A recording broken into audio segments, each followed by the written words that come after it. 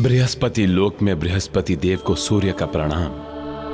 मेरी बात से आपको ज्ञात हो गया होगा बृहस्पति देव कि आपके पुत्र केसरी कितनी गंभीर समस्या के भंवर में घिरे हुए हैं और उनके इन संकटों का केवल आप ही निदान कर सकते हैं। आप उनके पिता हैं और एक पिता होने के नाते यह आपका कर्तव्य है कि आप उन्हें सही मार्गदर्शन दें और उनकी समस्याओं का अंत करें। आप चिंता न करें सूर्यदेव, मैं जाऊंगा पुत्र केसरी के समीप, समझाऊंगा जाकर उसे एवं हर संभव प्रयत्न करूंगा उसके संकट निवारण का। ये आया बृहस्पति, हाँ, अर्थात राहु के गृह में बृहस्पति, राहु के साथ बृहस्पति की युति, वो भी एकादश भाव में। आओ आओ बृहस्पति, शीघ्र आओ। हाँ, मैं भी तो तुम्हारी ही प्रतीक्षा कर रहा हूं कि तुम आओ और अपने सुपुत्र को समझाओ। हाँ, इसे सहानुभूति दो।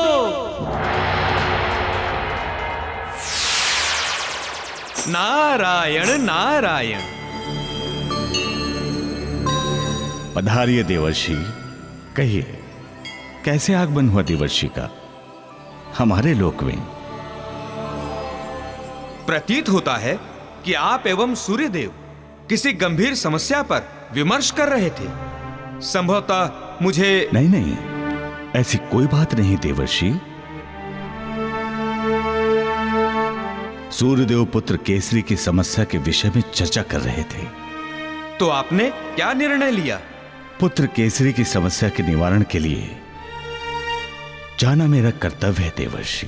आओ बृहस्पति, आओ, शीघ्र आओ। पुत्र मोह की भावना में बहकर तुम ये भूल रहे हो बृहस्पति कि तुम केवल एक पिता ही नहीं हो, एक ग्रह हो, तथा इस ग्रह के नाते हमारी तुम्हारी युति जिस किसी जातक के जीवन में पड़ती है, उस जातक के जीवन में चांडाल योग बनता है।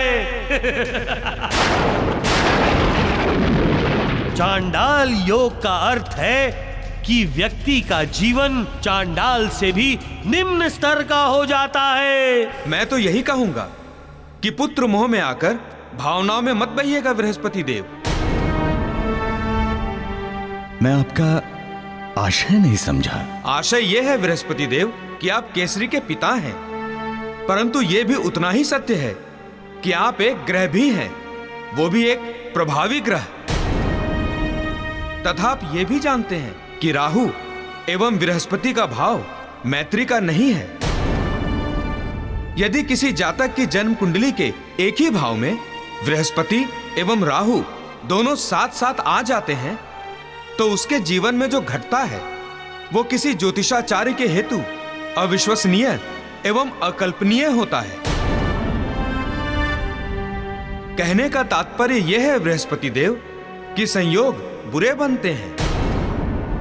मैं आपका संकेत समझ रहा हूं देवर्षि, किंतु मुझे पूर्ण विश्वास है कि यदि मैं पुत्र केसरी को समझाने में सफल रहा तो राहु केसरी का कुछ भी अनर्थ नहीं कर सकेगा। अब जो भी हो, पुत्र केसरी के पास मुझे जाना तो पड़ेगा ही देवर्षि।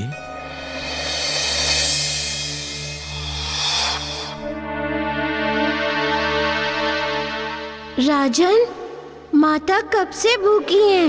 मैंने कब तुमसे कहा था परिश्रम की रोटी लाने को?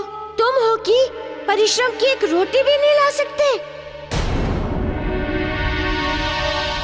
मुझे क्षमा कर दीजिए, मुझे मेरी भूल की अनुभूति है। मैं जान चुका हूं कि मैंने अनुचित किया है। मैं बहुत बड़ा अपराधी हूं, बहुत बड़ा अधर्मी। स्पष्टीकरण बाद में देना, पहले ये बताओ कि रोटी कहाँ है? क्यों नहीं लाए रोटी? जो अपने राज्य की प्रजा के मुख से रोटी छीनता हो, वो क्या रोटी लेकर आएगा मारुति? मैंने अपने राज्य का अपनी दुर्बुद्धि अपनी मूर्खता, अपने अहंकार से विनाश कर दिया मारुति, सर्वनाश कर दिया मैंने अपने संपूर्ण राज्य का। अब मेरी आपसे बस एक ही प्रार्थना है, कृपया मेरी सहायता कीजिए। जिस प्रकार आपने मुझे सद्बुद्धि दी, मेरी आंखें खोल दी, उसी प्रकार मुझे अपने अपराध के प्रायश्चित की विधि बताएं मारुति। मैं अपने इस जघन्य अपराध का प्रायश्चित करना चाहता हूं। यदि तुम सच्चे हृदय से स्वयं को अपराधी मानते हो तो तुम अपराधी अपनी प्रजा के नहीं, अपितु सबसे बड़े अपराधी तुम धरती माँ के हो, क्योंकि तुम्हारे दान के ही कारण तुम्हारी प्रजा ने परिश्रम करना बंद कर दिया, खेतों में हल चलाना त्याग दिया। सदैव हरी भरी रहने वाली धरती माँ की गोद सूनी हो गई, और इन सब के कारण तुम हो मदन सेन। अपने कर्मों का प्रायश्चित करना चाहते हो तो जाओ, जाकर धरती माँ की छाती पर हल की नोक से सौभाग्य के गीत लिखो, धरती माँ के गर्भ में बीज बो तथा उसकी कोख को फिर से हरा भरा करो। उनके सिर को हरी धानी चुनरी से ढकने का जतन करो, वही होगा तुम्हारा प्रायश्चित, तथा तभी होगा तुम्हारा कल्याण। मैं करूंगा, मैं अवश्य करूंगा। धरती माता को सौभाग्यवती बनाने के लिए वो हर प्रयत्न करूंगा जिससे धरती माता को प्रसन्नता मिलेगी। भविष्य में मुझसे कोई भूल नहीं होगी, दोबारा मैं कोई भूल नहीं करूंगा, कोई भूल नहीं।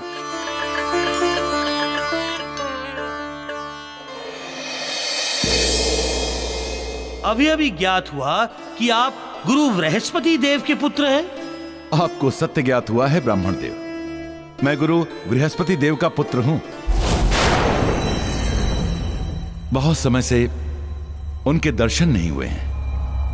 आपके जीवन में ऐसा योग बन रहा है महाराज, संभव है वो आपसे मिलने आ जाए। हाँ, किंतु आपको एक बात का अवश्य ध्यान रखना होगा। क्या? बताएं ब्राह्मण देव। यही महाराज केसरी कि बृहस्पति का आपके जीवन में अत्यधिक महत्व है, तथा वो आपके पिता भी हैं। इसीलिए पिता पुत्र के संबंध के नाते आपको उनकी प्रत्येक आज्ञा का पालन करना अनिवार्य है। ऐसा करना आपके लिए कल्याणकारी होगा महाराज केसरी। जैसी आपकी आज्ञा ब्राह्मण देव। आपके दिशा निर्देश सदैव मेरे लिए हितकारी ही रहे हैं, और मुझे पूर्ण विश्वास है कि आप जो भी कहेंगे, जो भी करेंगे, मेरे हित का ही करेंगे।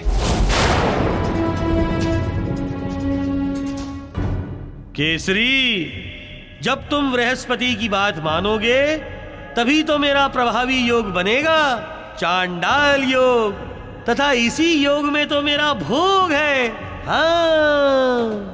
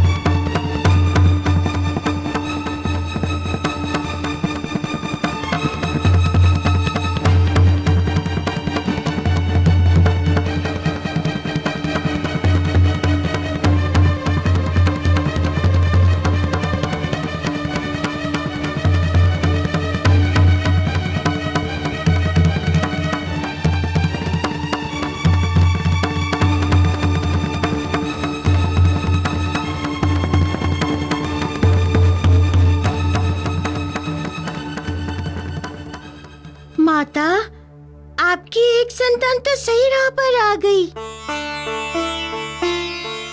पुत्र, मेरे इस पुत्र को सही राह पर लाने वाले, उसे सद्बुद्धि देने वाले तुम हो। तुम नहीं होते तो ये ये कदापि नहीं होता। ये एक राजा है। राजा को उसके सिंहासन से उतारकर इन खेतों में हल चलवाना इतना सहज नहीं था। इसका श्रेय केवल तुम्हें है मारुति। किंतु अभी तुम्हें और भी बहुत कुछ करना है पुत्र। क्या माते, आदेश करें। आदेश नहीं, अनुरोध। मेरी एक संतान को तो सद्बुद्धि आ गई है,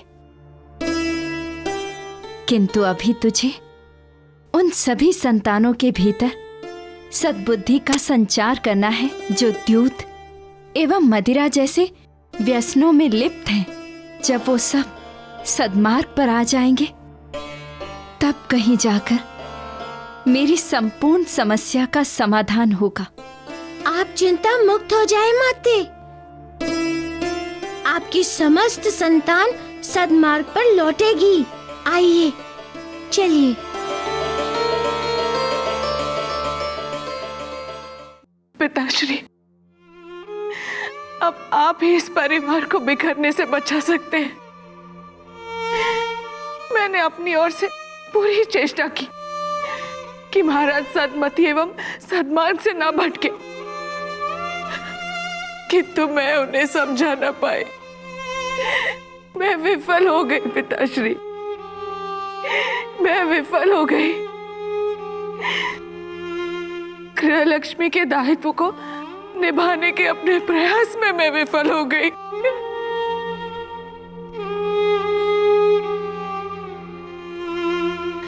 अब केवल आप ही का आसरा है पिताश्री, केवल आप ही का आसरा।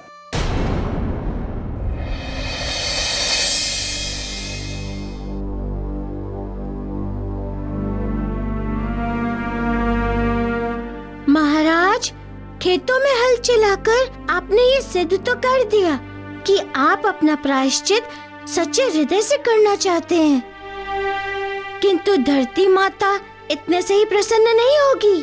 फिर उनकी प्रसन्नता हेतु और क्या करना होगा, बताइए।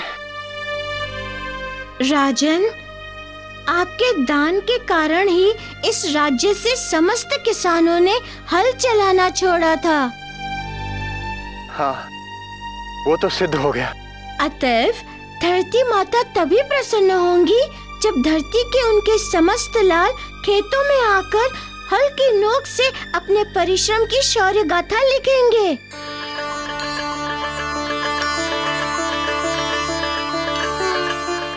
मैं समझ गया मारुति कि मुझे क्या करना है।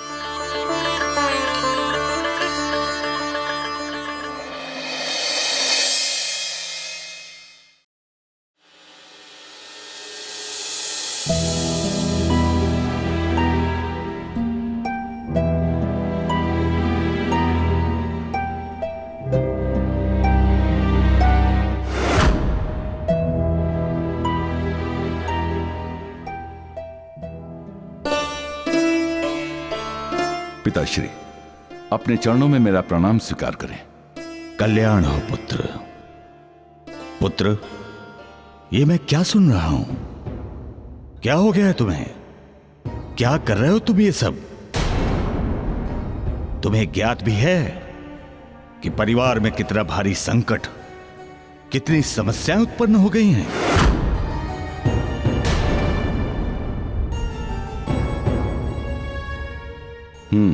पिताश्री, मैं समझ गया। अवश्य आपकी बहू अंजना ने आपके कान भरे होंगे। मैंने पिताश्री के कान नहीं भरे। मैं बात कर रहा हूं ना। पिताश्री, आपने बिना मेरा पक्ष जाने आप अंजना का पक्ष ले रहे हैं। आप मेरा पक्ष जानेंगे तो आपको समझ में आ जाएगा कि मैंने कुछ भी अनुचित नहीं किया है। क्या है तुम्हारा पक्ष? मेरे जीवन पर संकट। किसने कहा?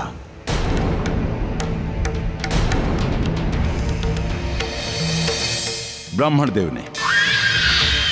तथा उनकी बात मानकर मैं अपने जीवन को कुछ सुरक्षित करने हेतु कर्म कर रहा हूं। तो आप ही बताइए कि मेरी पत्नी को सहयोग देना चाहिए अथवा उसे अड़चन उत्पन्न करनी चाहिए। देखो पुत्र, जब व्यक्ति के विवेक पर एक पक्षी विचारों का कुहासा छा जाता है, जब किसी एक के विचारों की प्रधानता महत्वपूर्ण अथवा सर्वोपरि लगने लगती है, तो उसके साथ के दूसरे व्यक्ति के सहयोग की भावना भी अड़चन लगने लगती है। ये बात नहीं पिताश्री। ब्राह्मण देव के कथन अनुसार मैं जो कुछ भी कर रहा हूं केवल अपने हित के लिए नहीं, अपितु उस कर्म में मेरे परिवार का तथा राज्य हित सम्मिलित है। कैसा हित निहित है पुत्र? तुमने जामवंत जैसे विश्वासी, हितैषी, निस्वार्थ व्यक्ति पर षड्यंत्रकारी होने का आरोप लगाया। आप जिसका पक्ष ले रही हैं उस पर संदेह करने का हमारे पास ठोस प्रमाण है, ठोस प्रमाण। ऐसा घिनौना आरोप तुमने किसके हित में लगाया? राज्य के हित में, तथा उस पर लगे आरोप निराधार नहीं थे। हमारे पास उसके ठोस प्रमाण थे। वो मेरे पास ही मेरे और मेरे राज्य के विरुद्ध षड्यंत्र की रचना कर रहा था। यह तो समय रहते ज्ञात हो गया, अन्यथा क्या होता यह सब विधाता ही जानता है। अब आप ही बताइए पिताश्री कि इन विकट परिस्थितियों में मैं क्या करता। कोई मेरी विवशता समझने को तैयार ही नहीं कि मैं कैसे समय की विपरीत धारा से जीवन को सुरक्षित करने का प्रयास कर रहा हूं। उल्टे सहयोग देने के सभी मुझे आरोपी सिद्ध करने में लगे हैं।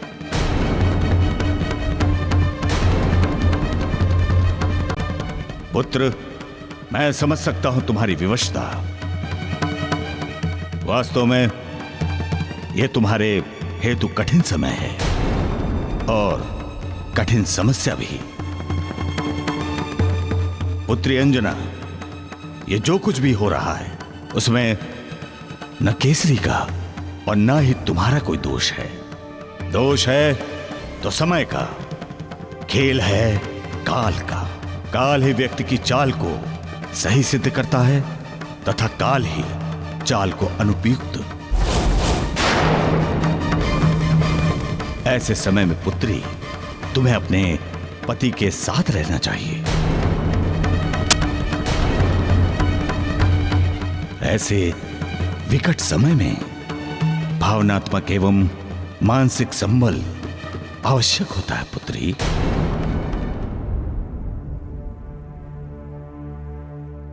पुत्र, तुम्हारे समक्ष केवल एक ही बात रखूंगा। अतीत के जीवन में घटित घटनाओं को भली भांति समझने का प्रयास करो। इस निष्कर्ष पर पहुंचने का प्रयास करो कि उस समय कौन तुम्हारा मित्र था और कौन शत्रु। अतीत सदैव भविष्य का मार्गदर्शक होता है। हमारा पिछला जीवन आने वाले जीवन का निर्धारण करता है। ठीक है पिताश्री, आपने जो कुछ कहा मैं उसका पालन करूंगा। मेरा मनोरथ सिद्ध हुआ बृहस्पति देव। मैं यही तो चाहता था कि आप ज्ञान दें तथा मैं उस ज्ञान का दुरुपयोग करूं। अब देखना बृहस्पति कि राहु के मार्गदर्शन में केसरी किस प्रकार चांडाल बनता है।